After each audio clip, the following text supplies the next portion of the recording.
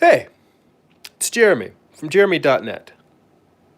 I am a comic book artist, writer, self-publisher, and I share my creative process here with you live on the internet. If you would like to support this channel and get additional bonus live streams once a month, you can go to patreon.com/GERIMI.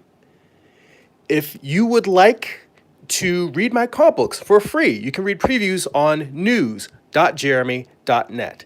And if you would like to purchase physical copies of my comic books, you can go to amazon.jeremy.net. That will forward you to my Amazon author page. There are also Amazon Kindle versions available there as well. So, I am continuing with my Wonderland series of Alice in Wonderland, Stephen King inspired Alice in Wonderland illustrations. I had a dream, a nightmare really, a couple weeks ago, and it inspired this idea, and I thought, you know what, it's just a series of 5 illustrations, let me knock these out, and then I will come back and continue working on Morningstar. So, Morningstar, for those of you new to my channel, is my current comic book. It's Lucifer's Fall from Heaven, told as a Western. Now, with this piece, this one is the Queen of Hearts. And I see Iron Rocks is in the chat. How you doing, man? Thanks for showing up. Yes, this piece is the whole series is nightmare inspired, and this one definitely looks like a nightmare. So I tried something a little bit different with this piece, and it's something I've done before, and I don't really consider it a cheat. I consider it a shortcut that helps you get to where you want to go quicker. Now, as I do with most of my pieces, I tend to do many thumbnails. In this case, when I was, usually what I'll do is once I finish my thumbnails, I sit down, I do a layout drawing on vellum, and then I will flip it over and I'll make corrections on the reverse side because the vellum is transparent enough that I can see through. It's like flipping your drawings and making corrections on a light box. But when I started doing my layout drawing for this piece, I started, and there's 2 different versions of the Queen of Hearts that I'm doing. There's one with her just looking at this camera kind of creepily, looking at the viewer creepily, and holding up a heart, and then there's one where her mouth is sort of wide open, like getting ready to swallow it. And as I was sketching this out, you know, the basic elements of the figure were coming out well, but I just wasn't quite happy with the composition. I thought, well, I've already worked out the composition in my thumbnails. Like, I've got multiple sketches of this piece. Probably got a few more on another page somewhere. But that's usually, it's, little detailed sketches working out some of the elements, the crown, the little boat that's going to be floating in the teacup, the castle that's in the back. It's the Dark Tower from Stephen King's Dark Tower. But really, I've got like 3 different thumbnails that sort of worked out the whole piece for me. And I felt like what I was drawing in the layouts wasn't cutting it. It just didn't seem to capture the same level of energy that I really wanted in this final illustration. So what did I do? I took my favorite thumbnail, which really is this one. This one really captures everything that I want.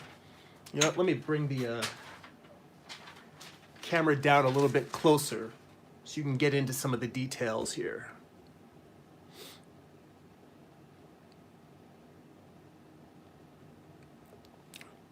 So,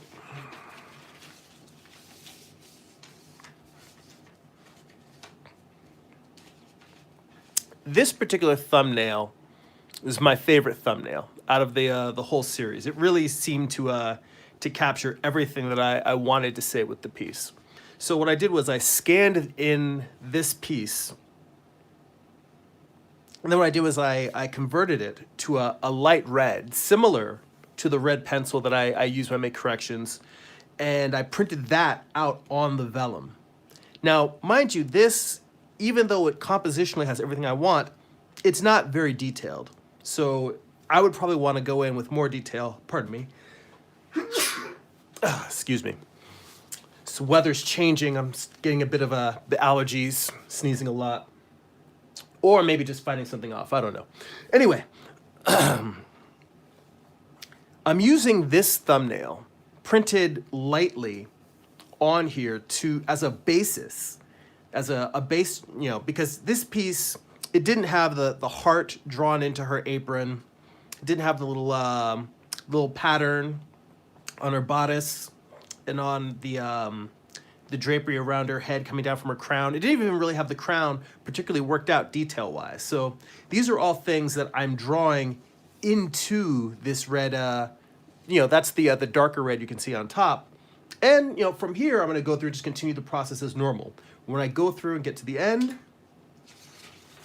then I will flip it over. And as you can see, I can see not only the very light structures that are printed down in here, but as well, drawing through it, I can see the red of the additional details. And then what I'm going to do is go over this in black, make minor tweaks, move things around.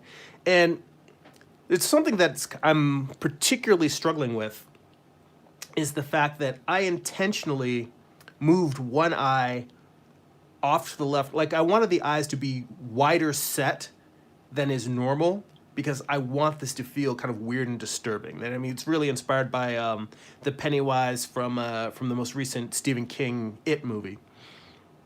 So I really wanted to give it that unsettling, like spreading the eyes wide apart and doing that really cool thing that that Bill Skarsgård can do, where he can make his eyes move in different directions. So I've got it where one eye is moving out this way while the other eye is staring at the viewer. But my concern is that I'm trying to push it enough that it feels unsettling, but not so far that it just feels like it's a bad drawing. And that's a very, very, very thin line to walk. And so far I feel like I'm staying on the right side of that line, but we're gonna see how it comes out in the final execution. Pardon me for a moment while I take a sip of water, blow my nose.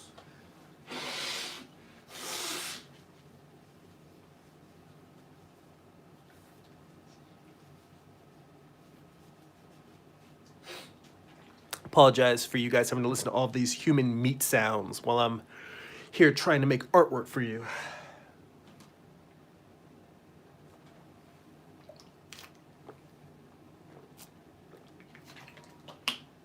So, I was working on this last night, and as you can see, I don't really start from top to bottom. And to be honest, I usually save the faces for last, but in this piece, the face really was kind of the thing that I was most interested in starting with. Generally, I like to move around the whole figure and kind of slowly refine the whole thing, but in this piece, I'm doing this for fun. You know, it's not a client piece, it's a personal piece that I wanted to put out there in the world. I'm gonna make prints of the final color versions. I wanted to kind of just loosen up and work in whatever method is most pleasurable for me. So I've just been trying to move around the figure and slowly kind of pull the whole thing in. And the fact that it already has a lot of it blocked in with that light pencil, you know, that kind of makes this whole thing easier. It covers a lot of the things that I would be doing when I'm forcing myself to not just detail out one part. So right now, the last thing I was working on, there's a little raincoat here at the bottom. Because if you remember from Stephen King's It, that Pennywise killed Bill's little brother, Georgie. And one of the things I want to do in here is, like, I'm trying to put like all these little Stephen King type suggestions and subtle hints in there. So along with the Queen of Hearts having a Pennywise's face, I wanted to have her eating an actual heart and then holding Georgie's little yellow raincoat. And then also, like in the background of the piece is the Dark Tower kind of fading into the back and surrounded in a sea of flowers. So I see Amar in the chat. He says, good afternoon. And he says, hey, and hello to everybody else. So, hey, good to see you, man. Thanks for stopping in. So we are continuing with this Alice in Wonderland themed series I'm doing.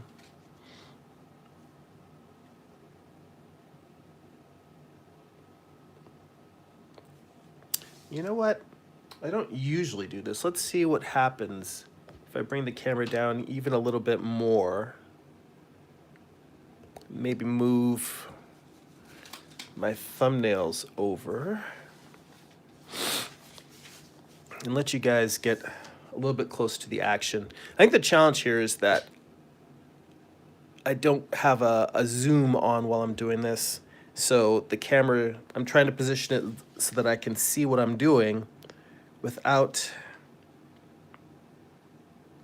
it actually getting, I want to get you guys as close as possible without it getting in my way.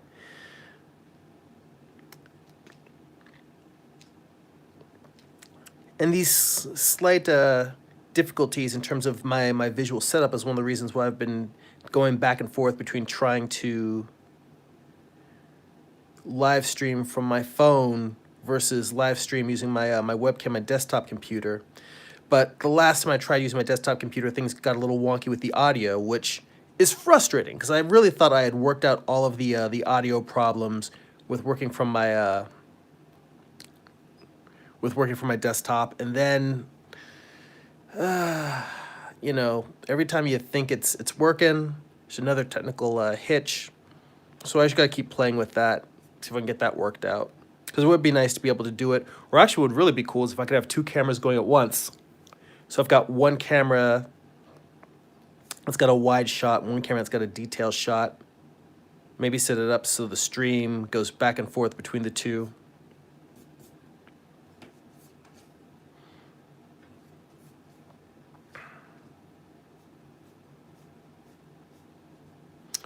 You know, when I used to, when I first learned, when I was first started making comics, I remember reading an article probably in Wizard magazine, and it wasn't Brutes and Babes, but it was, I think, there's an inker, might have been Art T. Bear, but they mentioned showing that that technique of using a toothbrush and putting ink on it and using that to flick and spray a blast of blood. And I think that technique looks really, really good. But for some reason, I resist doing that in my work very often because I felt like it was, see, this felt like a shortcut to get exactly what I wanted as opposed to struggling with it. Whereas with that spray technique, I think that it looks really, really cool, but I was afraid that I would use it as a crutch visually. And that doesn't mean that I think artists who do use that technique are using it as a crutch. But I know for myself, I was very worried that I would use it to try and overcompensate for places where my draftsmanship wasn't up to snuff, and I would just put splatters on top willy-nilly. So I tend, when I'm drawing blood, to actually just draw ropes of blood, actually draw individual drops, and make it more specific to the, like, just drawing every drop as opposed to indicating or just letting the whole thing be swallowed up in a really cool looking spray mist. But every once in a while I'm drawing and I'm saying, why am I doing all this? Why don't I just like do the splatter technique? And I think that there are places where I will use it. There are places where I think that it works and it does convey what I'm trying to get out there. I see Amar mentions, in terms of talking about streaming, using OBS and or Streamlabs OBS. I've been using OBS, and for a while I got it working exactly how I wanted, and then I updated to the most recent version.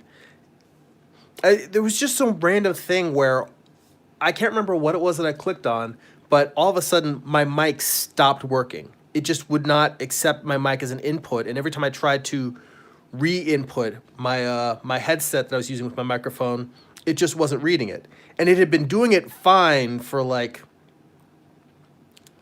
you know, 3 or 4, when I was doing, when I was working on, I think when I was working on the cover to Morning Star, to the final issue, when I was doing those streams, it was working. I got it with a headset. The audio was coming out well. And I thought, okay, I have OBS working for me now. And it just went weird. So I don't know why it stopped working when I did have it going before. But OBS is what I had been using for desktop streaming. The thing I find, the reason why I keep coming back to using my phone is simply because it's very predictable. While the mic is not as perfect as I would like, and I have to be aware, like, you know, there's times when I'll go and reach and grab some art supplies. And when I do, you can hear me moving away from the camera.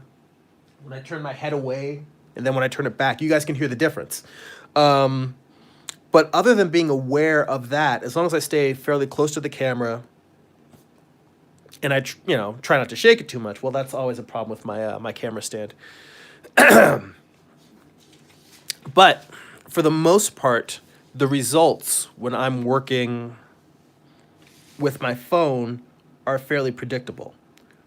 Whereas every time I use OBS and I'm streaming from my desktop, there's usually at least, sometimes it's just 5 minutes of messing around tweaking. Sometimes there's been times when I'm supposed to be a guest on someone else's live stream, and I am literally up to the last minute. I'm fighting to get my audio working. I'm fighting to get the video to show up. And it's just a little frustrating. It's not as simple as just grab my phone, press live, and it runs. So, oh, Amar also says, November 1st is National Self-Portrait Day. So, you know what? I did not, I think I saw somebody else, some people that I follow on Patreon had mentioned that. And I suppose I could do a self-portrait, but I am more interested in finishing this series than I am drawing a picture of myself. I've done self-portraits before, and I'm sure I will do them again. You see, that's the thing about art challenges. I think they are really cool. I wish that I had the time to participate in them, but I rarely do so, only because, like I think I mentioned before, the comic book, the artwork get-together that my buddy Vince Moore runs, the Coffee and Comics, they usually theme it every month, and it might be whatever superhero movie is coming out, or it might be a particular creator's birthday, like we might celebrate Steve Ditko's birthday, or or Jack Kirby's birthday. And, people will sketch pieces that are according to those themes, whereas I would always just bring whatever comic I was working on, which for many years has been Morningstar. I would just be like, my theme is finishing my comic. So I've got one theme, and I mostly stick to it. The fact that I'm even doing this Alice in Wonderland series is a rarity in me deviating from anything else. But it was just so immediate in terms of me wanting to do this and having the idea that sometimes you have to go where that creative energy takes you. And sometimes you are called, your creative spirit calls you to do something, and you're just like, it's right here. Here's all the pieces. I see what I want out of this. And it feels better to make artwork while you're still excited about it. I have so many ideas for illustrations that are just, don't want to say they're just sitting around, but yeah, they're in my notebooks and my sketchbooks and my journals, and they're just waiting for me to get around to them. Meanwhile, I'm staying focused on the comic stuff, but I realize that there's a certain energy I feel when I do make something that I am absolutely super excited about, and I'm working on it while I still have that spark of inspiration. It feels better. It feels magical. And I don't know if it's my imagination, but mentally I feel like the artwork comes out better.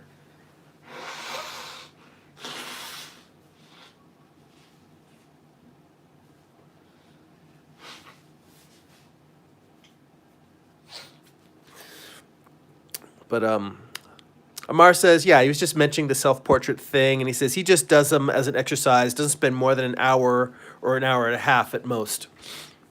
Yeah. No, I know, and I appreciate you mentioning that. That's actually it's cool to throw it out there because if I definitely had time, I would do it. And there may be some people out there who did do some pieces for National Self Portrait Day, and if you didn't, then you can put it on your calendar for next year. You know, that's one of the weird things. I find my phone is always giving me alerts for holidays coming up, and there are all sorts of holidays that I don't celebrate.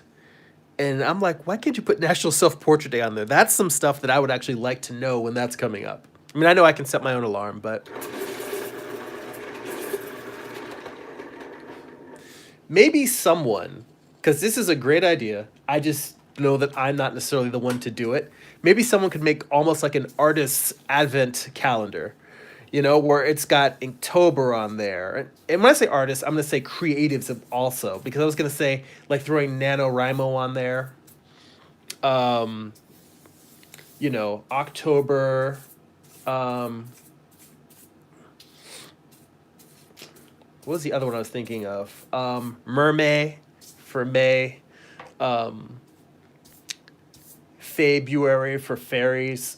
You know, if somebody had a calendar that had all the different months, and then each month there would be like a specific artistic day, or maybe multiple art days, any type of creative art day of the year, that if somebody made a cool calendar of it. Um, See, Amara, he said that would be a cool blog post to share, or a thing to share. And I'm like, yeah, if someone else out there isn't doing it, it's almost like, well, I had the idea. I guess I should make it. I'd much rather find someone else that already did it and just share that, or I'd rather somebody else do it and say, oh wow, this other person did this cool thing that I thought of, but I didn't. That somebody else is doing this cool thing that I thought should exist. Not that, oh, it's my idea, because obviously if they did it, it's their idea too. But I would much rather find somebody else who did it and just share theirs than for me to go and make the calendar. Because again, I would rather spend my time working on this series or getting back to Morningstar. So maybe somebody else that's listening who has the time and would like to create a cool little blog post cataloging all of the different artistic holidays. If you do that, I will repost it. I'll post it on the community boards here. I'll post it on my Twitter, my Instagram, and all my other social medias. So yeah, go ahead and make a little a calendar of artistic holidays.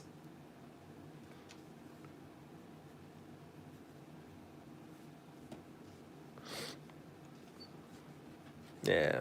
Sometimes I draw stuff in, and it's a little bit of draw and erase, draw and erase.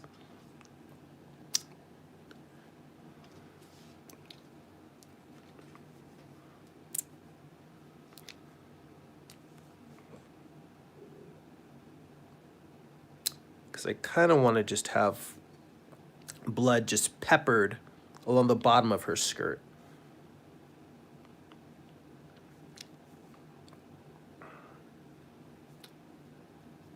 Although what would be interesting, see, now I want to do, you know what's weird? The Queen of Hearts is such an interesting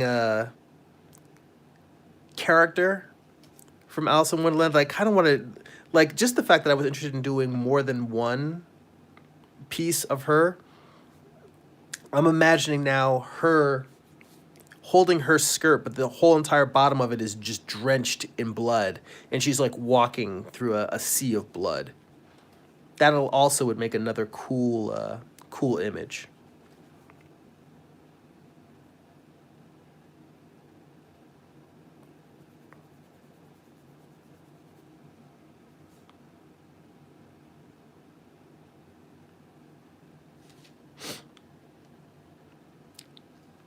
That's weird. The live stream is working, but as I look at the chat on my tablet, it does not seem to be refreshing. I can still see the chat on my camera. Doesn't seem to be showing up in the on the tablet. That's weird. But yeah, the picture's not frozen or anything.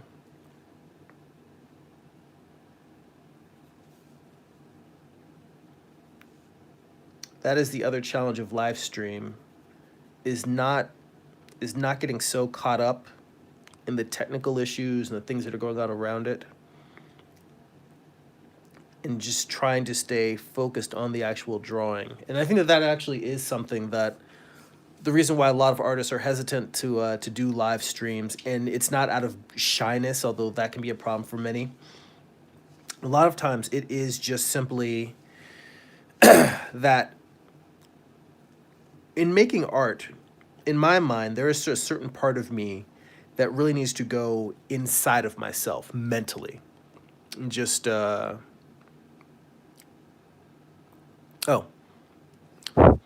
Amar says, I'll stream after your stream. He says mine's, it's good on my end. All right, well, I was going to say, that, well, I appreciate you taking the time to stay and join mine. I'm supposed to go have brunch with my wife afterwards, but I'll try to see if I can pop into your stream for a little bit before I go. What was I saying? I completely forgot what I was saying. But, oh yeah, the concentration, the focus required for making artwork. That a lot of times, I feel like the big challenge is continuing to draw well. Because I can just, particularly, I find inking is a good task for me to do when I'm live streaming, because I've really laid out all of the technical issues, and it's simply just a matter of me delivering, you know, putting the marks in the right place. The piece is 99% of the way there when I'm inking, and it's kind of the funnest part for me, really. But when I'm doing something like a layout drawing, the amount of focus, it still requires, for me, a certain amount of focus just to make sure that I'm crafting a drawing that's going to come out the way I want it to. And I think that when you combine that with the fact that I'm talking to people and I'm talking out loud while I'm doing this, and the challenge of thinking about the drawing, thinking about artwork, balancing all these things at the same time can be very daunting. And I think that that might be something for a lot of people, a lot of artists, that when you're working, you may not necessarily, you know, want that to be invading your creative process. And I've actually listened to other artists talking about it and saying that they don't like to, they like recording their drawing process and then doing videos afterwards where they'll narrate. I recognize that it is hard to draw and talk at the same time. So I don't blame them for that. For me, I try to think of it as almost like the discussion, other than replying to your comments, I'm trying to think about what's the internal monologue that I have while I'm drawing. And pardon me, I need to take a sip of water. My voice is getting a little gravelly.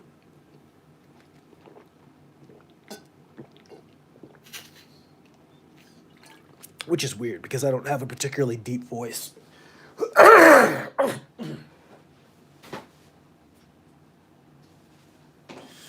All right. Hopefully that's better. But I see, Amar, you got the comments coming steady on the stream. You said you'll be working on your new animation series, and maybe your game you're behind.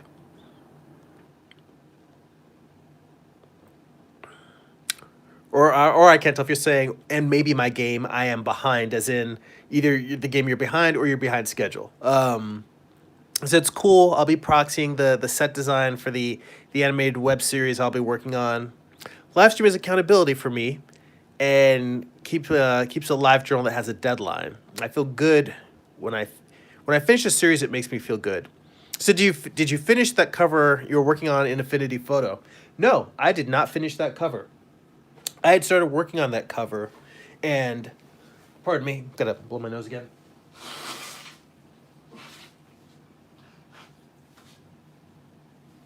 I might actually be coming down with something. No, the whole reason why I had started that cover and was sharing the beginning processes because I had started working on lettering the book. And I didn't want to be stuck with you guys having a live stream of nothing but lettering for like 2 or 3 weeks. I don't think it would take me 3 weeks to letter it. Hopefully I could finish it in less than 2 weeks. But I didn't want you guys to be stuck. Not that, because lettering is very, very important. It's not that I don't think good lettering can make or break a comic. I feel like it's almost as important as the color. Well, no. Well, okay, it's not a point of rating and writing them, but yeah, bad lettering can really wreck a comic book. It's very, very important. That doesn't mean it's interesting to watch. Much like writing. Writing is essential, because if you don't have good writing, you don't have a good story. But it doesn't necessarily mean that you guys would want to sit and watch me write. And even if there'd be anything interesting to say in that writing process, in terms of having it narrated and done live, I really think that I can draw and narrate my inner monologue of what I'm drawing and what I'm thinking about while I'm doing it.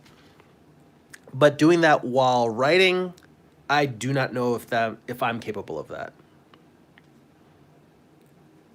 But the point being is that I just didn't want to.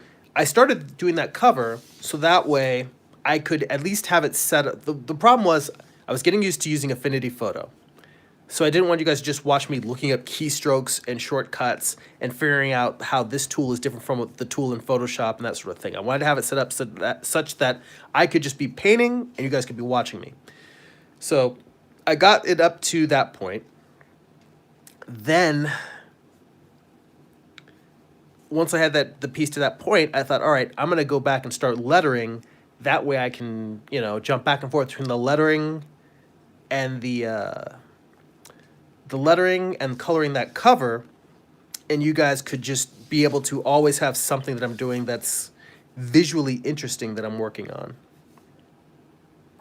So that cover's not done yet. It's waiting to be finished, as is the lettering, because I put all of it on pause so I could sit down and finish this short series. And Amar says, don't claim it. You're not getting sick if you have not time to get sick. Yeah, I don't have time to get sick. But I actually tend to have the exact opposite, where if I'm not feeling well, the sooner that I just start taking cold medicine and resting, the sooner I tend to recover and get through it. So as opposed to trying to mentally deny and fight it, I'm just like, all right, here it is. Let me get through it as quickly as possible. So we'll see. Yeah, and Amar says, I'll have to pay someone to do that for now, the lettering. I'm just using fonts. It's one skill I don't care to learn. Well, I understand that, and I respect it. And to be honest, a lot of fellow creators have told me I need to start delegating some of the projects, some of the tasks, like doing gray tones or doing lettering, letting someone else take over. And to be honest, if I were going to let someone take over a piece, it would probably be the gray toning. The reason why I really would have difficulty letting go of the lettering phase is because I letter my comics first before I draw my layouts. And I use the lettering phase as a rewrite pass. So as I'm placing it on the page, I'll make different word choices just because it'll fit the balloon better. I'll say, I may have written it this way, but I'm going to move the sentence around. I'm going to put shorter words towards the end. Or I think of different ways to say and express whatever idea I was originally trying to express. So for me, it's difficult in that sense that the lettering is very, very intrinsically tied for me to both the writing and in the sense that I do my layouts and I tweak and adjust them around the letters, that it really feels like something that I don't want to just hand off. So yeah, that's for now. I'm doing all the lettering,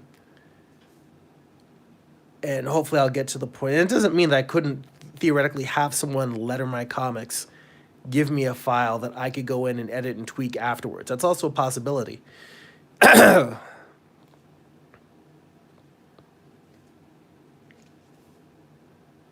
also, I believe that all people working in a comics medium deserve to be properly compensated for their work, and I don't have the budget to properly pay a letterer right now or a colorist. That is again also a factor. So it continues to be a one-man show for now.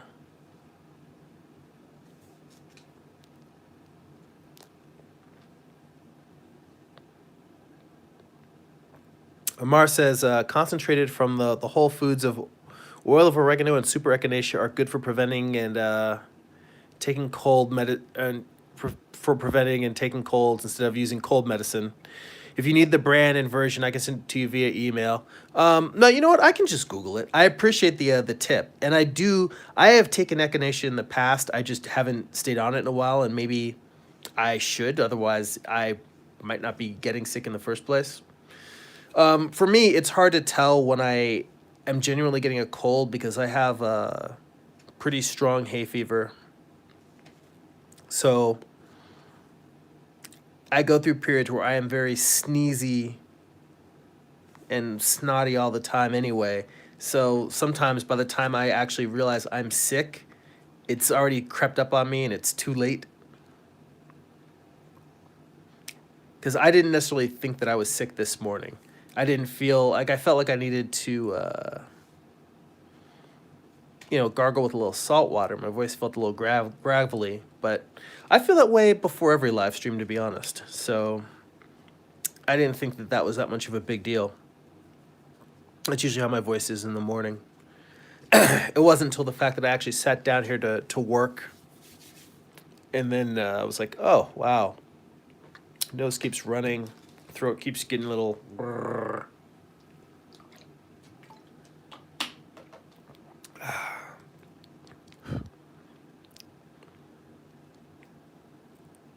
Mar says the season has changed, but the last time I was getting sick. Yeah, I do notice that every time the seasons change, I tend to get a little under the weather as well.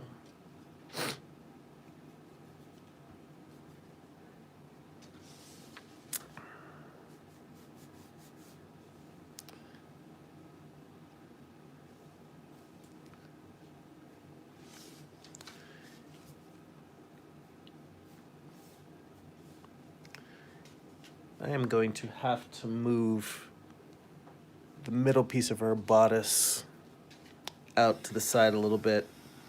When I originally sketched this out in thumbnails, I had this line come so that it made a nice continuous flow down the bosom into the waist, pardon me, and then down back over her overcoat.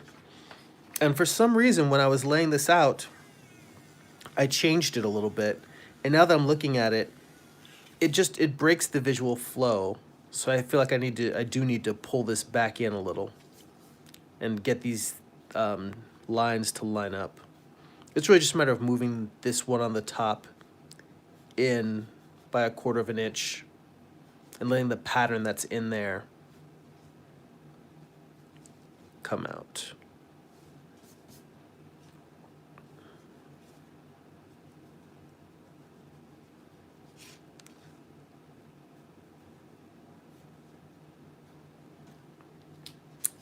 It's one of those things where sometimes I tweak stuff between my my thumbnails and my layouts, and I'm like, oh, it's an improvement.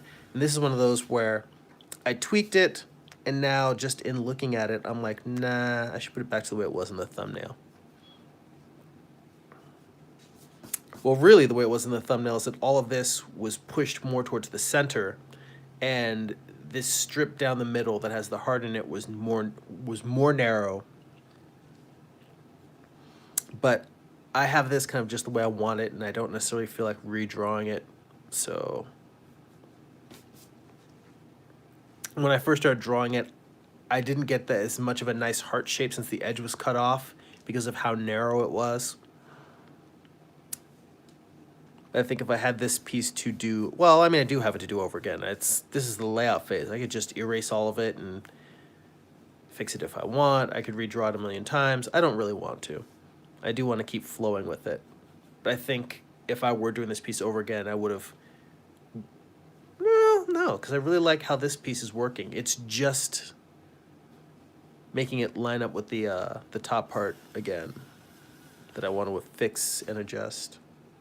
Thank God for electric erasers, because I draw and erase, draw and erase.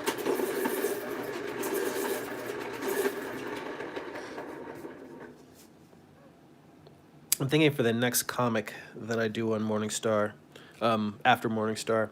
Let's see. Hang on, a couple of questions real quick. Some more comments from Amar.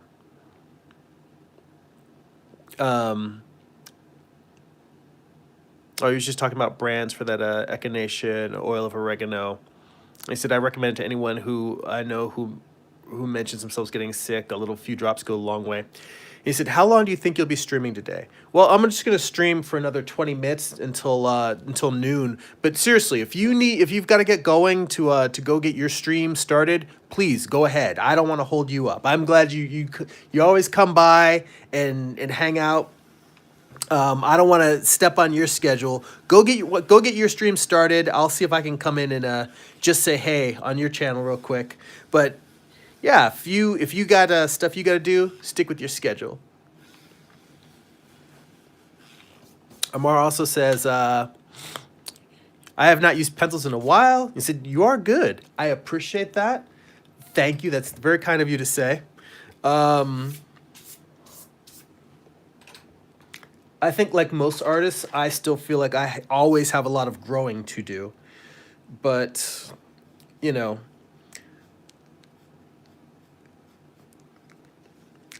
working digitally, I actually am working digitally at work a little bit more these days when I'm doing concept sketches.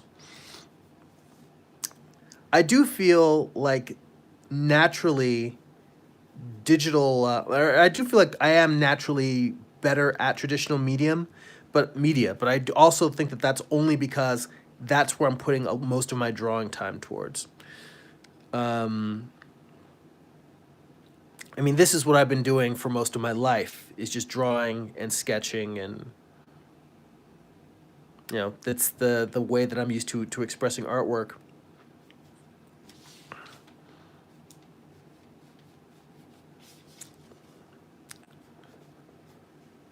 But I certainly don't feel like I have mastered the pencil. I mean, I think that that's true of a lot of artists, that when we look at the work of other people, it's not necessarily comparison-itis, like, oh, I suck, I'm horrible, I'm never going to be any good. But, I mean, I look at other people that, like, I look at stuff like Dan Dos Santos on his Instagram, or Donato Giancola, a lot of book illustrators, fantasy illustrators, and I look at their skill, their draftsmanship, and it just reminds me that I have to keep growing and keep pushing. Like, I have not mastered the ability to express everything I want to say in a line or a tone or describing form. There's a lot of things that I'm drawing, like even as you can see here, where I'm constantly like moving a piece around, drawing and erasing. Things that, again, if I were working digitally, some people would just be like, nah, I'm just going to tweak that, distort it, flip it, and get it to right where I want. I still feel like I find this process of working through traditional media and moving the pieces around by hand and learning how to actually see in line and tone what I want the form and volume to be, not just in terms of making it feel like a structural physical object, but also capturing that narrative sense at the same time. It's a goal that I'm constantly chasing, and not in a bad way. It's a goal that it's like meditating and trying to reach nirvana. That's kind of how I look at it.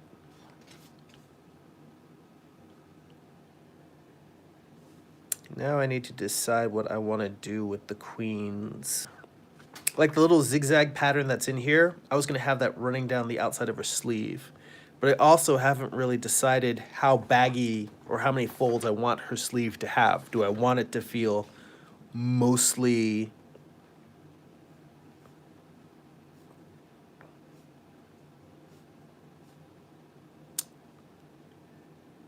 like one solid piece, or do I want it to have folds? Something I hadn't decided yet. Compare this to maybe some of my other thumbnails.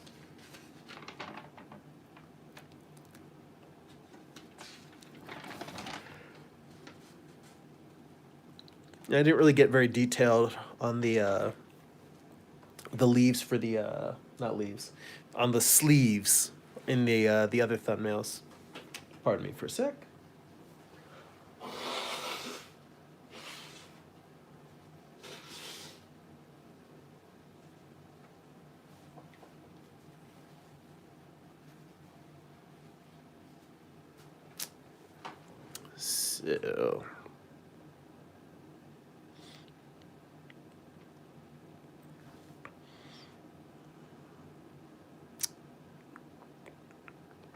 So Mara says, I think for me, it's just a switch you have to turn on and off. The more you switch between the tools, the easier it is to do. You know, in terms of switching between.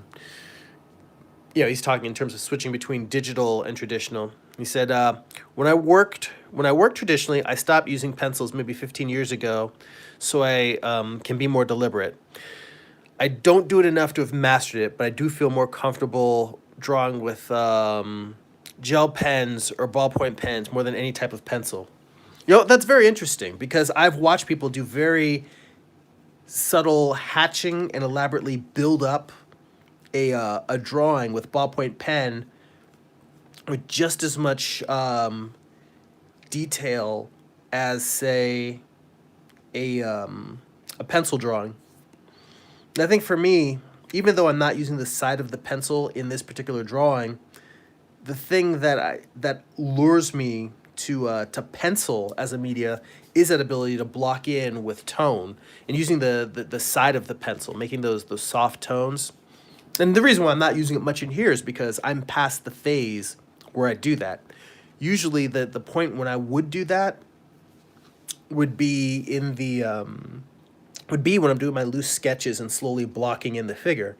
And to be honest, I would use it a lot in thumbnails, but lately I've been doing a lot more thumbnails in hard black lines to really make me focus on silhouette and then simplifying the structure of the figure.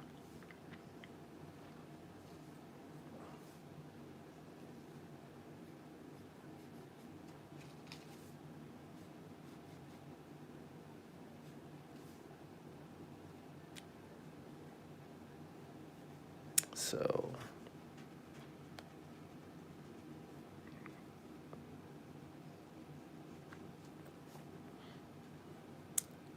and I could just make her sleeves big and puffy up at the shoulders. That would feel a little bit more regal and queen-like. But I already feel like there's so much going on in this piece, so much detail. I don't want to overdo it.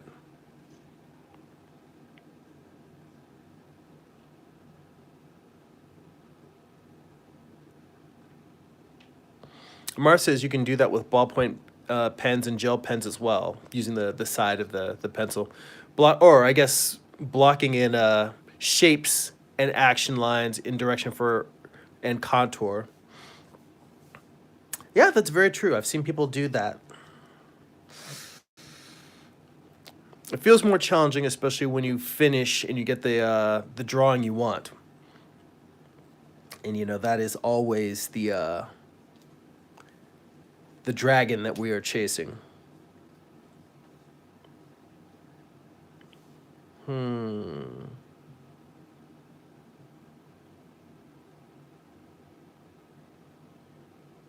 I am looking at this, and now I'm actually seeing a structural decision that I have to make. because I've got this piece where it's pulling here out to the over, the outside of the shoulder. But if I, with the handy dandy electric eraser, I mean, again, I don't really care, like, whatever tools people are using. You could just as easily be sitting in here in Photoshop, sketching this in with the same level of detail that I'm doing, and then coming in there and just, switch to the erase brush, erase the stuff you want to erase. Maybe you take something and you just, like, duplicate a layer so you can, keep it the way it is. That's, the big advantage of digital, is being able to explore those alternate versions in a non-destructive manner by just duplicating a layer. But I realized as I'm looking at this that I feel almost like there should be a seam running on the inside underneath the that goes into the armpit.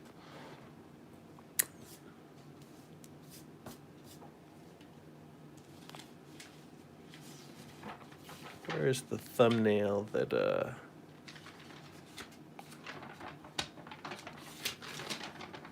yeah. Go back to yeah, this thumbnail here with the rabbit. You can't really see the rabbit face. But you can't see what's on the other side of the face. But I'm going back to the actual thumbnail that I was basing this drawing on, or using as a basis, and just trying to look and see what's happening structurally. And as I look at that,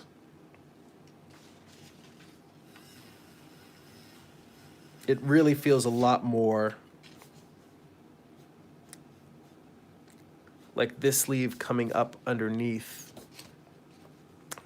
And that if anything, these folds that I started drawing are going sort of under the underneath of the figure, or the underneath of the arm into the armpit.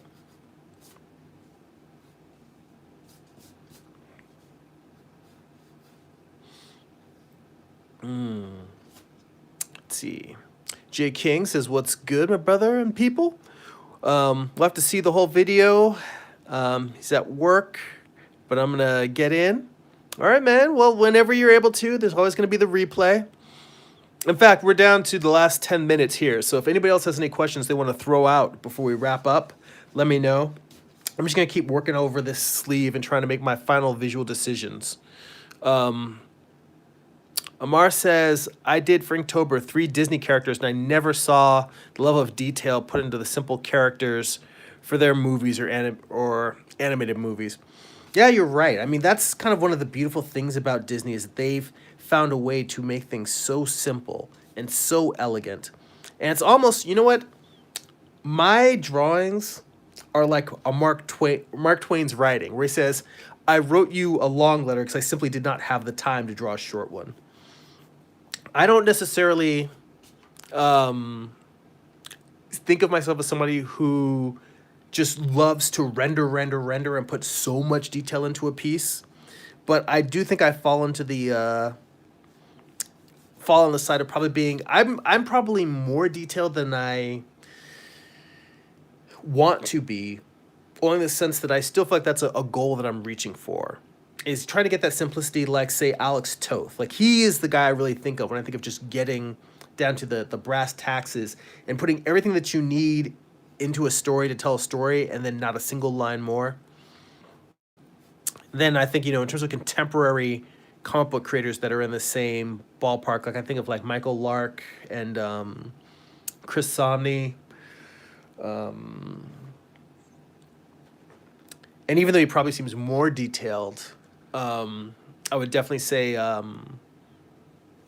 Sean, what's his name? The artist on Criminal. Ed Brubaker and Sean Phillips. Yeah, Sean Phillips. Yeah, his stuff, sometimes I look at his pieces and it's painful to me how great he makes everything look with just the right amount of detail. I don't want to say so little detail, because it's not that his work is not detailed, but it's the right details. And I think that's what we're all striving for, is trying to get, It's not filling the page with lines and marks. It's the having the right lines and the right marks. And that goes back to what you were saying, Amar, about the Disney characters.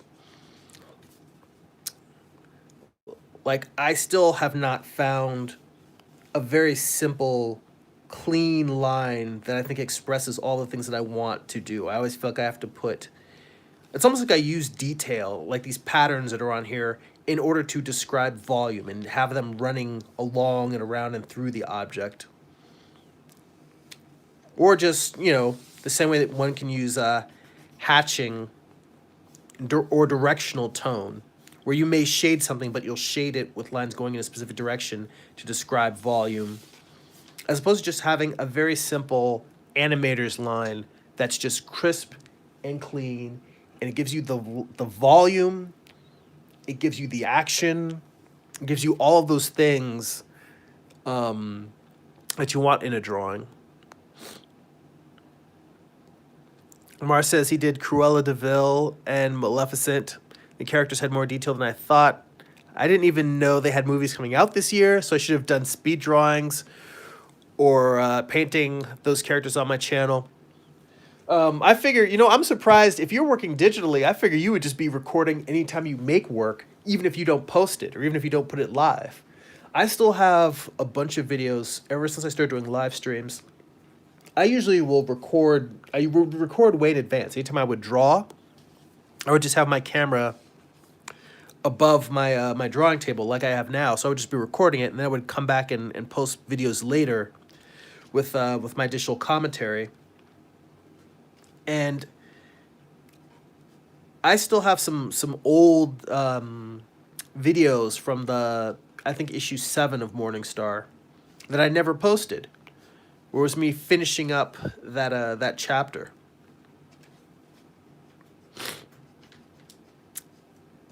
So I got to decide what I want to do with the sleeves here.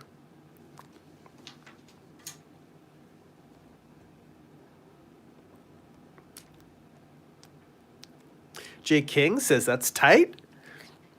And I appreciate it, man. Thanks, brother. It's you know, just trying to work through. I'm trying to make I had an idea for these pieces and they all kind of came together. I'm just trying to pursue capturing that vision that I had for them.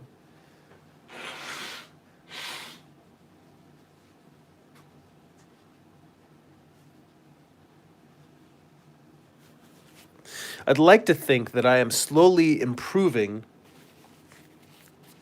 with each drawing. Even though I may have some backslides here and there, I'd hope that each piece is going to gradually get better and better than the one before. And Amar also says, hey, out of techniques or artists you mentioned for me, for styles, which direction should I go in, or should I just continue being all over the place? Well,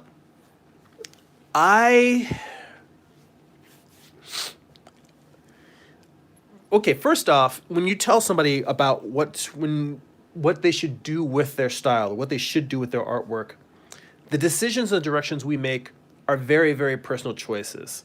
And I always feel like any advice I give to another artist should be taken with a grain of salt, because you really have to ask yourself whether what someone says, oh, you should do this, you should do that, what feels true to you. Because some people give practical advice, and they're just like, look, that's just practical advice, take it. But something like what sort of style you should have, or the artist that you should pursue, and who you should try to make your work look like, that's a very, very personal choice. And all I can do, because I noticed, you know, in discussing it, that you had a few different styles that you were working on. For me, what I ended up doing was looking at the influences I had, and I picked basically 3 artists that I was trying to hone in on and try and use as a building block to make my work look like. And for me, it was Alex Toth.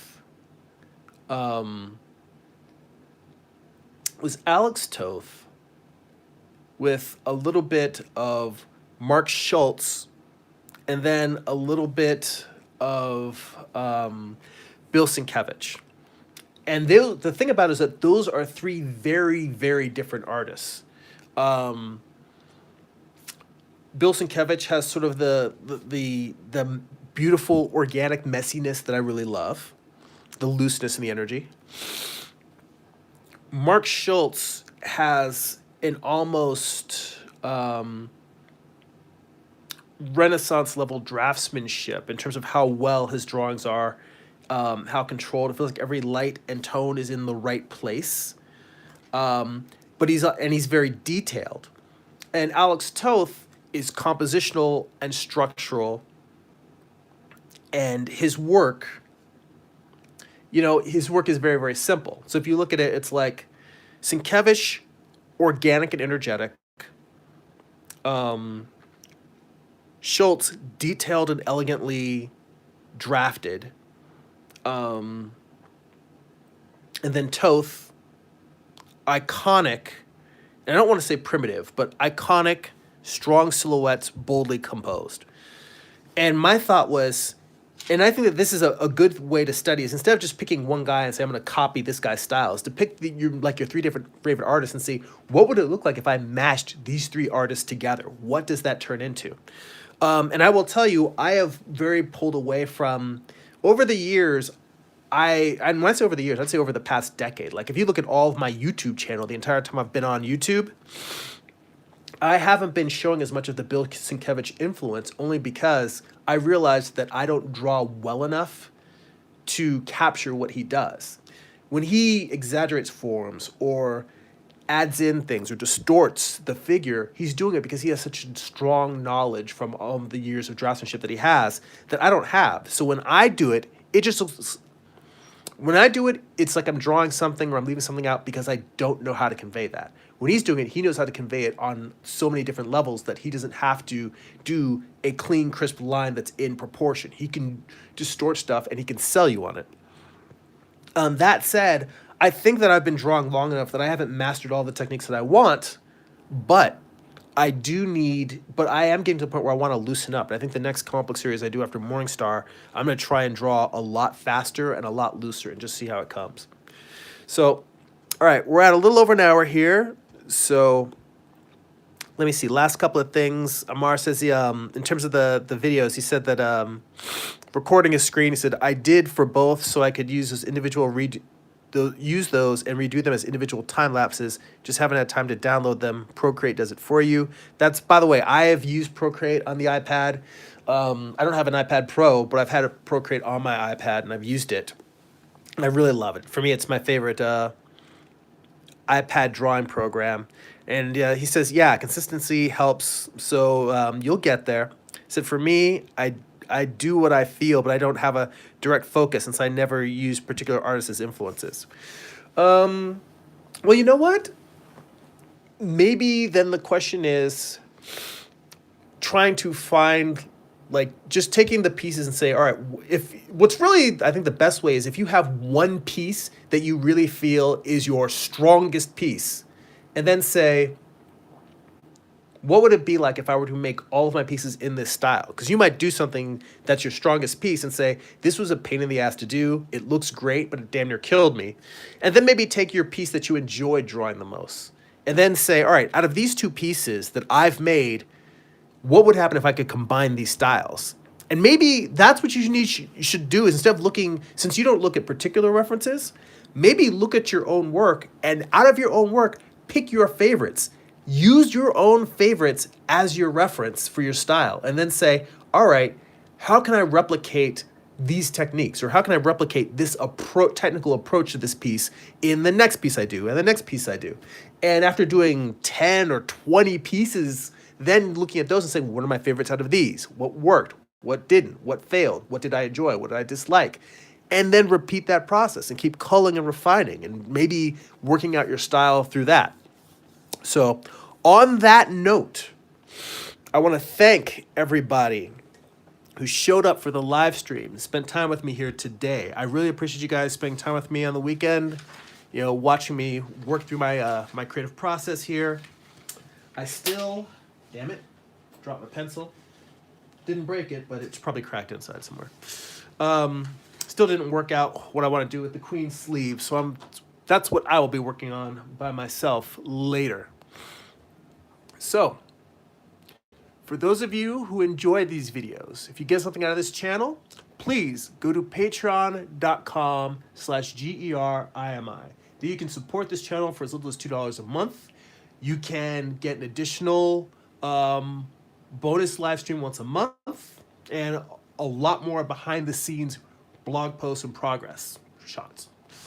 If you would like to read some of my comic books free online, you can go to news.jeremy.net. That's my newsletter archive. You can read the comics I've posted there. And if you would like to purchase physical copies of my books or purchase them on Amazon Kindle, you can go to amazon.jeremy.net. And that's GERIMI.net. That'll forward you to my Amazon author page. So once again, thank you guys. I appreciate you spending time with me. I appreciate all the great comments and conversation. That's it for now. Go be creative.